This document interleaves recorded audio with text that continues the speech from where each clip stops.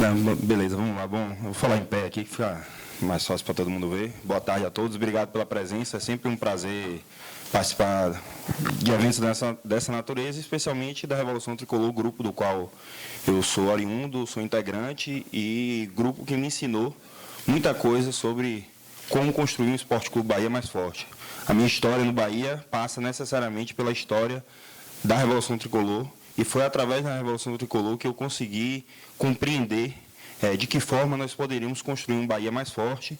E é um grupo que tem sempre um viés de atuação muito crítico e muito cuidadoso em relação ao futuro da nossa instituição. Esse segundo ciclo Bahia Forte, promovido pela RT, é apenas a demonstração de que há essa preocupação de maneira contínua, independente das pessoas que estejam à frente da instituição. Então, hoje, como integrante do grupo aqui participando, eu parabenizo a Revolução Tricolor por iniciativas como essa, que são constantes e que não nos deixam esquecer qual é a característica principal do grupo. Esse ano, no último ciclo Bahia Forte, eu falei um pouco sobre os 3 pilares que sustentam e que são a base do novo Esporte Clube Bahia, porque a gente no clube divide de maneira bem clara o antes e depois da democracia, e a gente chama o Bahia que a gente vive hoje de novo Bahia, porque de fato foi uma refundação que foi promovida no clube, porque o clube que nós encontramos era uma instituição que estava fadada à sua extinção. Eu vivi isso muito de perto e falo isso com pesar, mas com tranquilidade nessa afirmação, porque sei exatamente o quadro no qual o Bahia estava inserido no momento em que houve a intervenção e que foi possível promover as mudanças que nós estamos fazendo desde então. Então, esses 3 pilares, democracia, transparência e profissionalismo, foram a base da transformação e que nos possibilita estar aqui hoje avançando em temas que são mais importantes e pensando no futuro do clube de uma maneira muito mais sustentável, de uma maneira muito mais triunfante, que hoje a gente de fato tem essa perspectiva. Então, eu combinei com o Guilherme que eu vou falar de 3 temas, já que o desafio que nos foi passado aqui é falar sobre as perspectivas que a gente tem para o Esporte Clube Bahia no futuro próximo. E aí, vou falar aqui sobre divisão de base, falar também sobre cidade tricolor e responsabilidade fiscal e compliance, que eu acho que são temas que são fundamentais para um futuro mais próspero do clube, que são temas que a gente vem atacando com muito cuidado e muita atenção para que a gente possa aí, colher os frutos lá na frente. A gente, Esporte Clube Bahia, porque nós aqui passaremos, mas outras pessoas poderão dar continuidade a esse trabalho e tenho certeza que vão encontrar uma base sólida, um terreno fértil para poder colher bons frutos. Certo? Iniciando pela divisão de base, é importante a gente fazer um retrato do que a gente tinha lá em 2013. Vou fazer muita referência aqui em 2013, porque todo esse processo que a gente vem passando, independente das pessoas que estão à frente, é um processo único, certo? De transformação realmente. Então, não vou ficar aqui marcando muito por gestões, claro, vou falar muito do que a nossa gestão vem fazendo, porque a gente pode falar com mais propriedade, mas sempre remetendo muito ao quadro de 2013, o qual eu posso falar também com alguma propriedade, porque foi quando eu entrei no clube, desde o dia 9 de setembro de 2013. Quando nós chegamos no Bahia em 9 de setembro de 2013, nós tínhamos a forma como a gente pode resumir o quadro da nossa divisão de base, a maneira como era chamado o prédio em que se encontram os garotos, que é o mesmo prédio que eles residem hoje. Era conhecido como Carandiru, porque realmente era um ambiente que estava absolutamente descuidado. Havia pouca atenção, para não dizer nenhuma atenção, como itens básicos, como higiene, como saúde dos garotos, e era um quadro absolutamente precário e preocupante. Então, houve inicialmente a necessidade de atacar essa questão básica de insalubridade que existia na divisão de base do clube. E isso foi feito num processo inicial ali na gestão do presidente Fernando Schmidt, e esse quadro emergencial foi superado. Quando nossa gestão começou no clube, nós entendemos que havia um desafio maior na divisão de base, que é, de fato, transformar aquele espaço, transformar a nossa divisão de base em uma fábrica de bons atletas, de atletas realmente promissores, mas também uma fábrica de pessoas civilizadas, de cidadãos que possam ter uma perspectiva de futuro independente do futebol. Então, passamos a atacar algumas frentes, as frentes voltados para o esporte, evidentemente, porque é a finalidade do clube, e é para isso que os garotos estão lá, mas também sem deixar de cuidar com igual atenção em relação a questões sociais, questões educacionais, e para isso foi fundamental a criação de um novo projeto para que a gente pudesse ter bases sólidas para iniciar esse grande desafio, porque, não se enganem, a divisão de base é um dos principais desafios que existem num clube de futebol como o Esporte Clube Bahia, porque é um mundo que existe dentro da instituição, que tem suas características próprias, que envolve uma quantidade imensa de pessoas, desde os garotos que lá estão. O Bahia tem hoje cerca de 106, se eu não me engano, atletas nas divisões de base, todos eles com suas famílias envolvidas nesse processo, uma série de profissionais que trabalham exclusivamente na divisão de base, e por isso, de fato, é um universo à parte que merece toda uma atenção e que tem sua dinâmica própria, certo?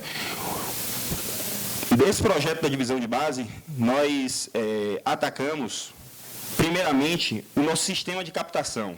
Nós entendemos que havia uma deficiência grande em relação ao sistema de captação, porque a nossa abrangência dentro de Salvador, da região metropolitana, do estado da Bahia e do Nordeste, estava muito aquém da nossa necessidade. Nós estávamos perdendo atletas jovens, deixando de trazer bons valores e perdendo atletas para instituições e clubes com uma expressão muito menor do que o Esporte Clube Bahia, justamente porque nós não estávamos indo beber da água limpa, como o Guilherme gosta de dizer, e na fonte onde podíamos encontrar esses bons valores, e estavam outras instituições saindo na nossa frente. Então, passamos inicialmente a fazer um trabalho de reformulação na nossa divisão de base, ampliando o nosso sistema de olheiros. Hoje nós temos 6 olheiros contratados, que já fazem um trabalho além do estado da Bahia, além do Nordeste.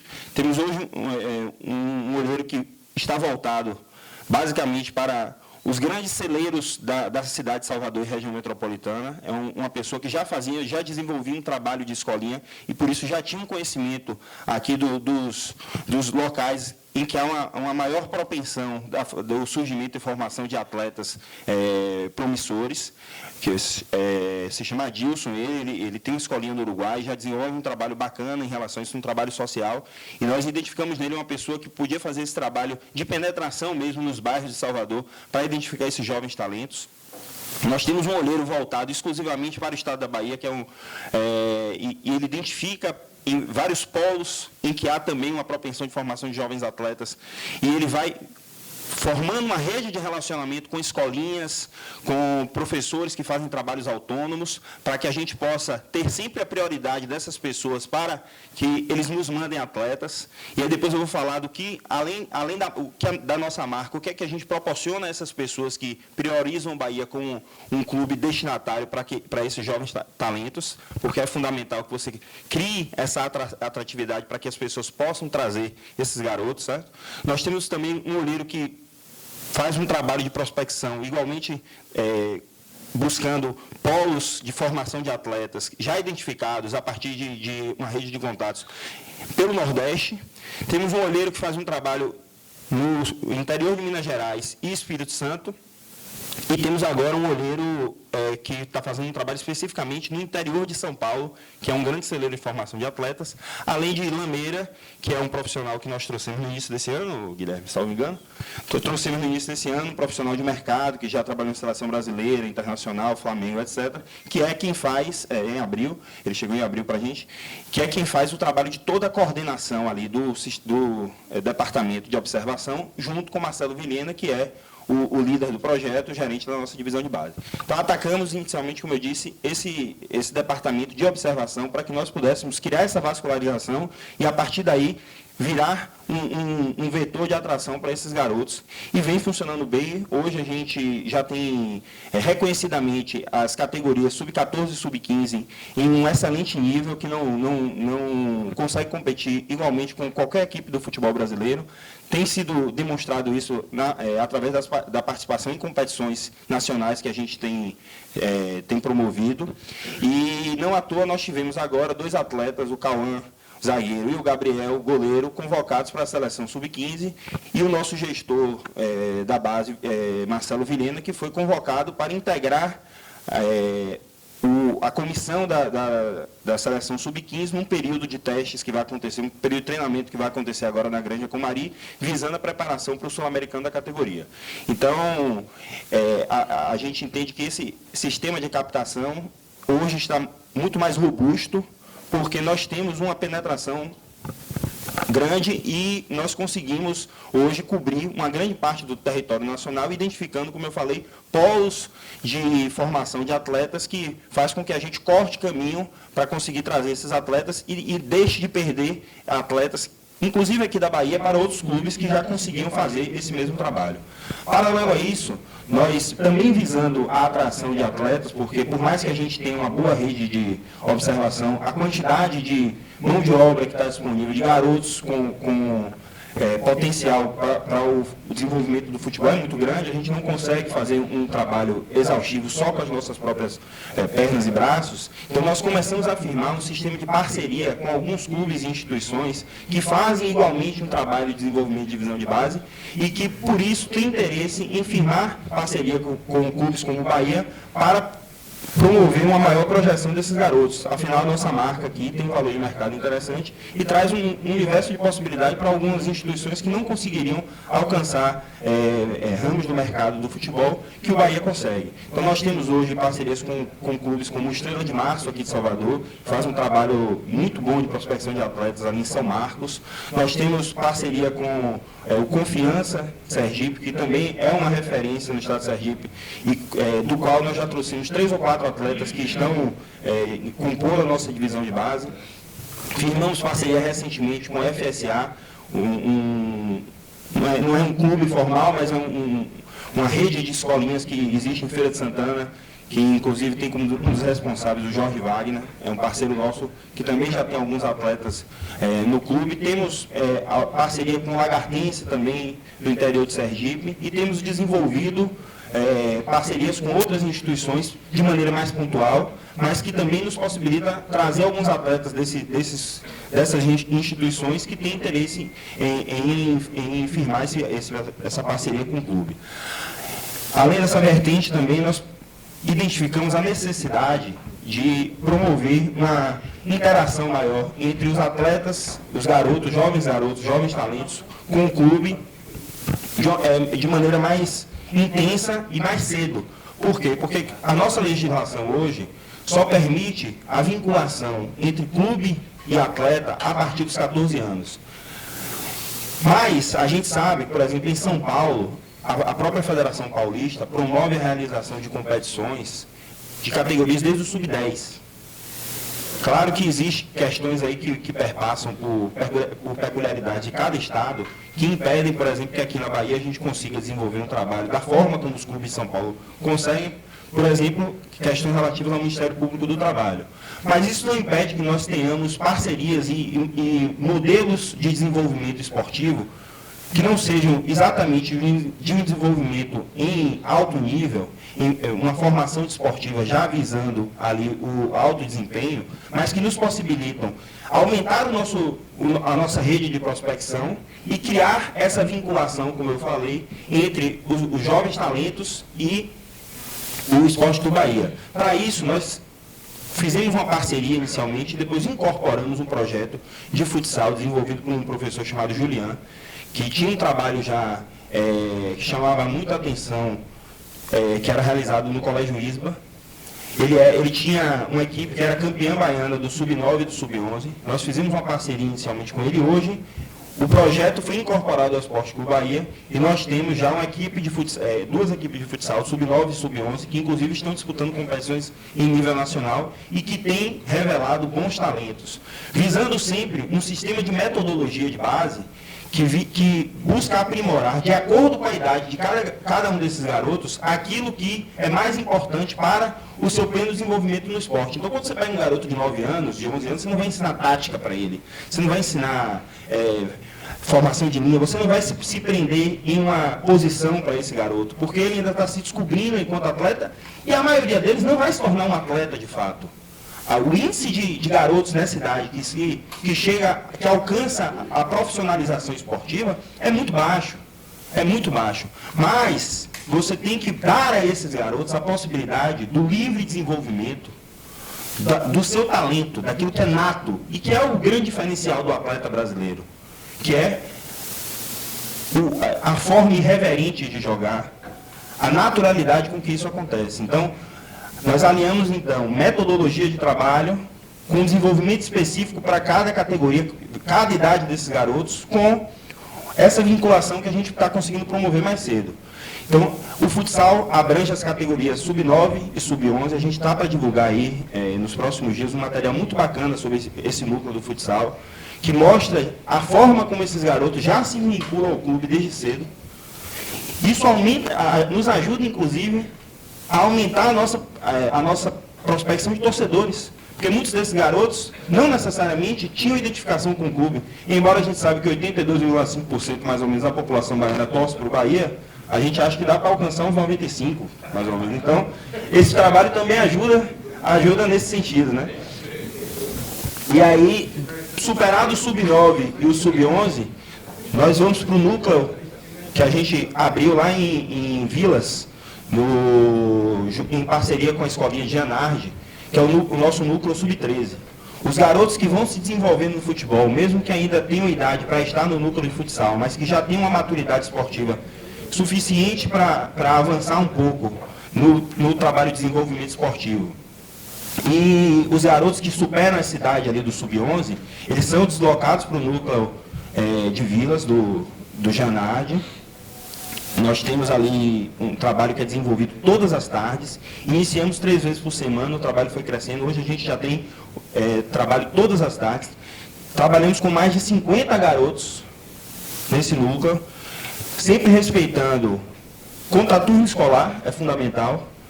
Hoje há uma orientação muito clara no clube de que garotos que não estejam frequentando a escola e desempenhando um bom papel na escola, eles não devem continuar o trabalho, porque, como eu falei lá no início, a gente tem uma preocupação igual ao desenvolvimento esportivo, o desenvolvimento intelectual desses garotos.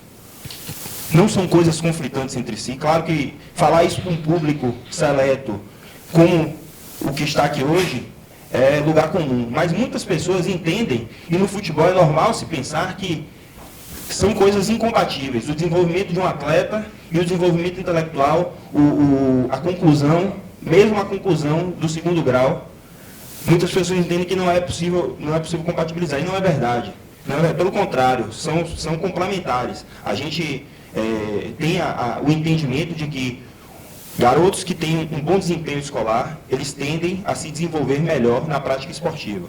Claro que o talento e a sua habilidade individual são fundamentais, mas eles podem projetar melhor suas carreiras e têm uma propensão maior ao melhor desenvolvimento com um desempenho escolar satisfatório. Então, há uma preocupação hoje, a ponto de nós, inclusive, termos uma regra lá no clube de que atletas podem ser impedidos de atuar em jogos e competições oficiais, caso estejam, aí já falando dos atletas que residem no clube e que fazem parte das nossas categorias a partir da sub-14, eles podem, inclusive, ser impedidos de atuar em jogos e competições se não estiverem com a frequência escolar minimamente desejada.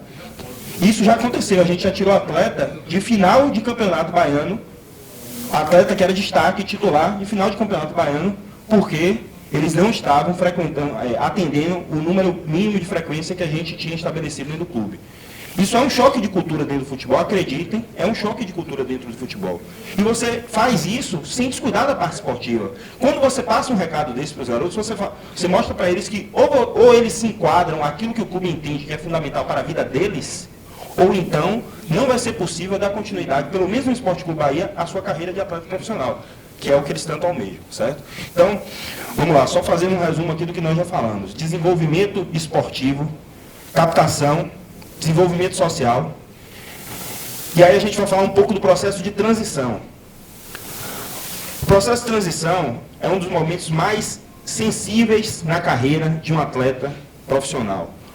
Porque, muitas vezes, há um entendimento, uma compreensão de que esse atleta já estaria pronto para avançar ao time profissional do clube. Mas é preciso compreender que garotos com 17, 18, 19, 20 anos, muitas vezes, demandam um cuidado e uma atenção especial para que eles não sejam alçados de maneira precoce, ou que, nos momentos de oscilação que vão acontecer, que é absolutamente normal para garotos que estão iniciando uma vida esportiva profissional, eles não sejam relegados a segundo plano e o seu processo de formação, que ainda está acontecendo, seja interrompido, perdendo o clube bons valores e deixando de desenvolver o atleta, o seu potencial de uma maneira completa, certo?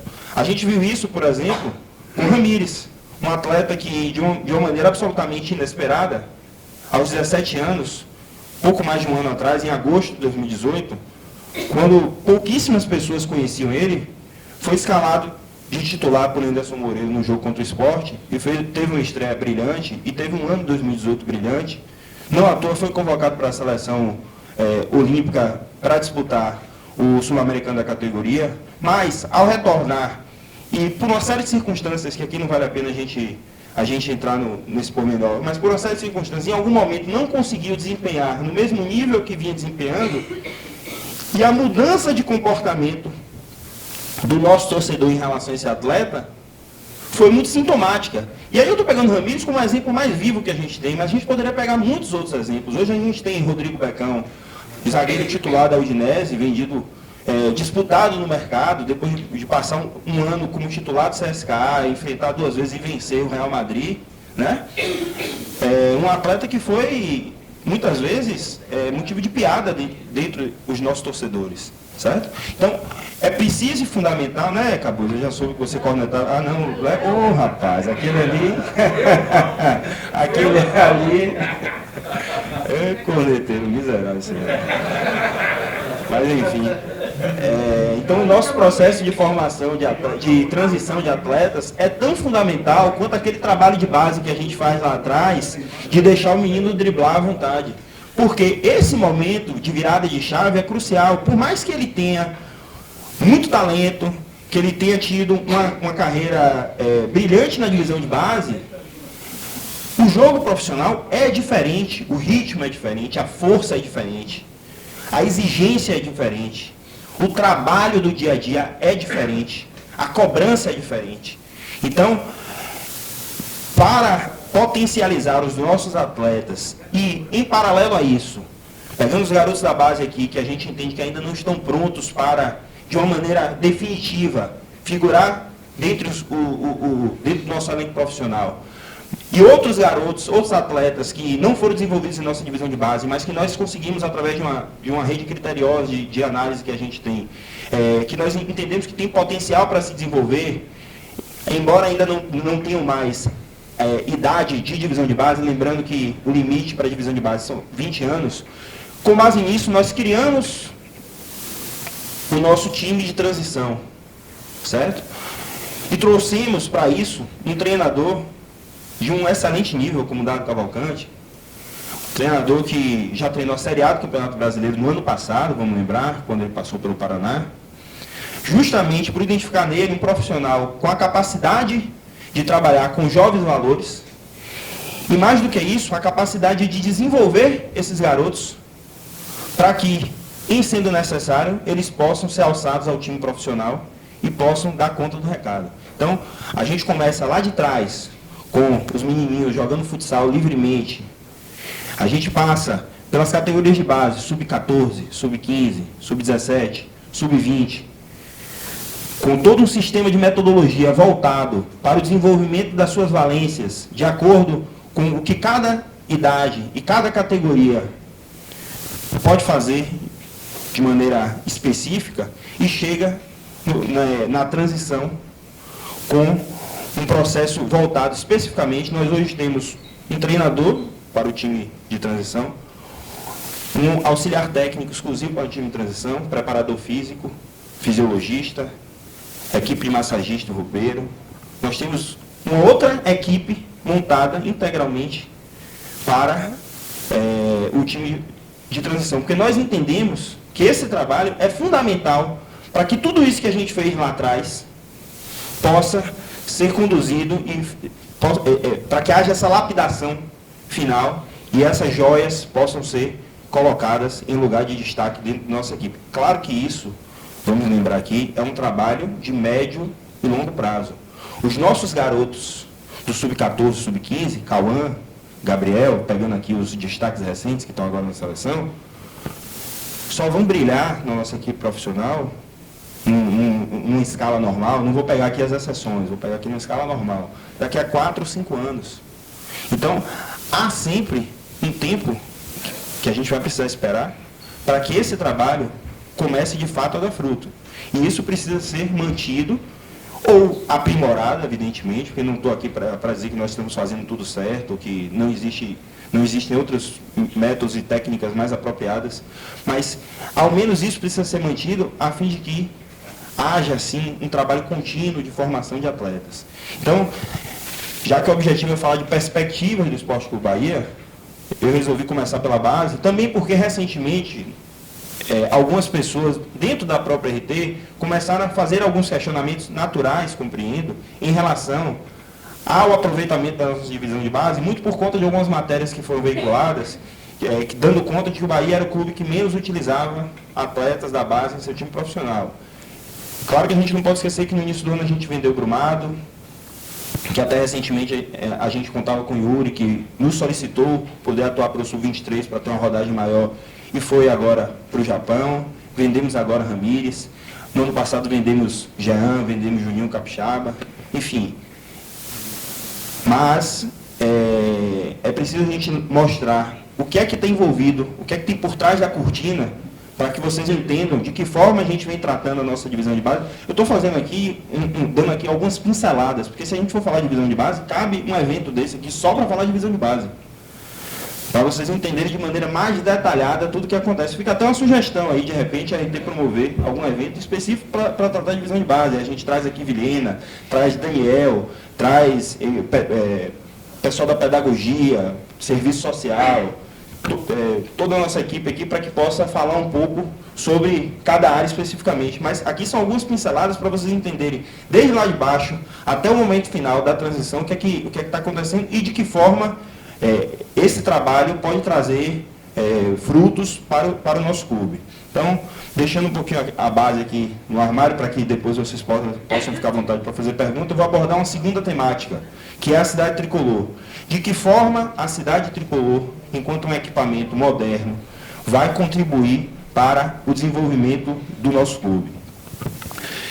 Eu vou iniciar essa parte trazendo a vocês um relato. Eu tive, há um tempo atrás, conduzindo a equipe da CBF, que vem fazer inspeção das instalações esportivas dos clubes para o sistema de licenciamentos da CBF. Não sei se todos aqui têm conhecimento disso. Todos os clubes agora brasileiros, seguindo a diretriz da FIFA, que é uma premissa para a criação, por exemplo, do fair play financeiro, precisam ser certificados para poderem disputar as competições continentais. Então, para que o Bahia possa disputar a Sul-Americana ou a Libertadores, amém, axé, e, enfim, a gente precisa estar certificado pela CBF como cumprindo uma série de requisitos mínimos necessários, que vão desde questões estruturais, passando por estádio, sem treinamento, questão de pessoal, quantidade de profissionais,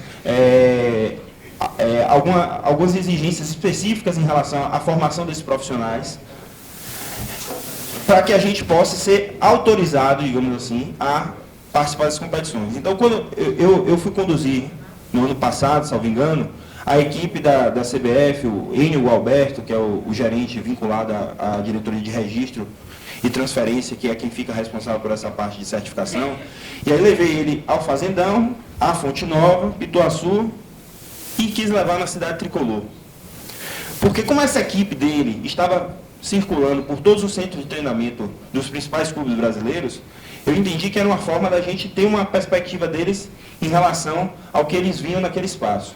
E ao finalizar a visita, mesmo com o centro de treinamento depreciado da forma que estava, eles olharam para mim e falaram assim: olha, quando isso aqui estiver pronto, o Bahia vai subir um patamar no futebol brasileiro.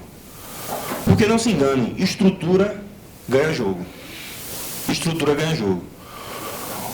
O equipamento Cidade Tricolor, que esteve envolvido aí, como vocês todos sabem, em um imbróglio judicial muito severo, em um momento que o Esporte Clube Bahia esteve correndo sério risco de perder na integralidade o seu patrimônio, inclusive o fazendão, com toda a melhoria que a gente está propiciando ao equipamento, a melhoria necessária para dar a ele condição de uso, e alguns elementos a mais que a gente pretende trazer, que vão desde equipamentos, sei lá, de uma nova academia até a ampliação da quantidade de campos e outras coisas mais que a gente guarda para no futuro vocês descobrirem, vai com certeza fazer com que o Bahia salte uma casa e fique ali figurando dentre os 5 melhores centros de treinamento do Brasil. Eu não tenho dúvida disso.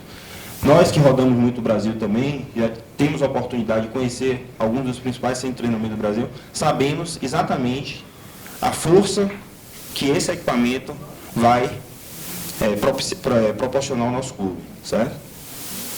É longe? É longe nada. Quando o Bahia vendeu a Fazendinha, aqui do lado, né, no Chepe, ali no Clube do Baneb, as pessoas disseram que o Fazendão era outro mundo. É logo ali. E aí quando você chega lá e vislumbra o que é que a gente vai poder fazer naquele espaço, você vê que passa rapidinho a distância é curta.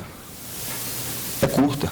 Claro que existem alguns incômodos, claro que existe alguma resistência, mas isso a gente vai superar com muita tranquilidade no dia a dia, no trabalho ali, e com essa superestrutura que a gente vislumbra e que a gente sabe que vai ser possível oferecer aos nossos atletas, desde os atletas da divisão de base. Não vai ter mais Carandiru, já não tem mais Carandiru, mas ninguém vai poder falar que há um tratamento diferenciado entre a base e o profissional, o que é normal, e não é demérito não, mas a gente entendendo a importância dessa formação, e aí fazendo aqui uma interseção entre os temas, o que a gente está preparando para a nossa divisão de base, eu tenho certeza que, aí vou diminuir um pouco, eu falei de 5 melhores centros de treinamento do Brasil, em termos de divisão de base, eu acho que a gente vai ter entre os 3 melhores centros de treinamento do Brasil aí, porque é realmente uma estrutura diferenciada. Não quer dizer que a gente não possa avançar ainda mais.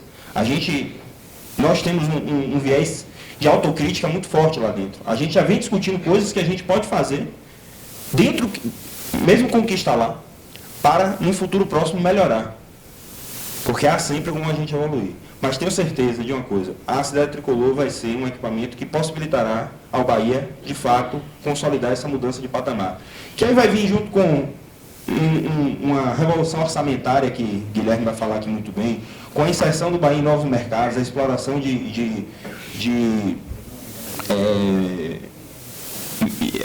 com a exploração de mídias digitais, com a nossa revolução da forma de fazer comunicação no futebol brasileiro, que esse vídeo aqui ilustra bem tudo que vem acontecendo. Tudo isso é um conjunto de ações que fazem com que o Bahia hoje tenha o destaque que tem no cenário nacional, não é à toa.